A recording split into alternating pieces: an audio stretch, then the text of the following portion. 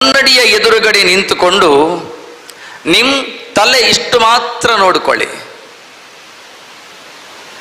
ನಮ್ಮ ತಲೆಯ ಇಷ್ಟು ಭಾಗ ಕವುಚಿಟ್ಟ ತಂಬಿಗೆಯ ಹಾಗೆ ಕಾಣುತ್ತದೆ. ಕವುಚಿ ಹಾಕಿದ ತಂಬಿಗೆ. ಇದು ಈ ಭಾಗ ತೆರೆದ ಭಾಗ, ಇದು ಮುಚ್ಚಿದ ಭಾಗ.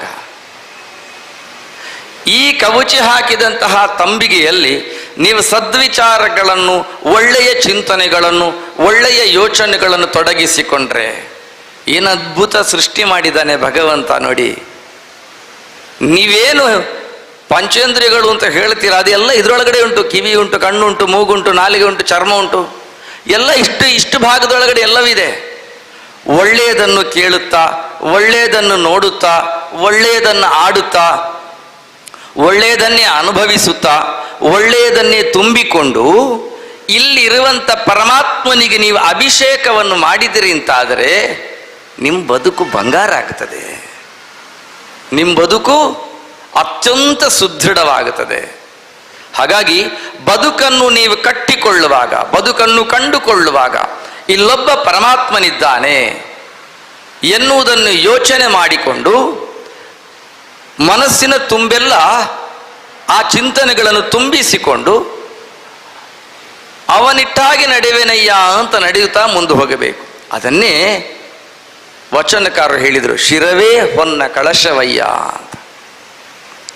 ಆ ನಿಟ್ಟಿನಲ್ಲಿ ನೀವು ತೊಡಗಿಸಿಕೊಳ್ಳಬೇಕು ಎನ್ನುವಂತಹ ಸದಾಶಯದ ಸತ್ಸಂಕಲ್ಪದೊಂದಿಗೆ ಇಂತಹ ಒಂದು ಮೌಲಿಕ ದಾರಿಯನ್ನು ಇಲ್ಲಿ ಹರಿಸುವುದಕ್ಕೆ ಮುಂದಾಗಿದ್ದಾರೆ.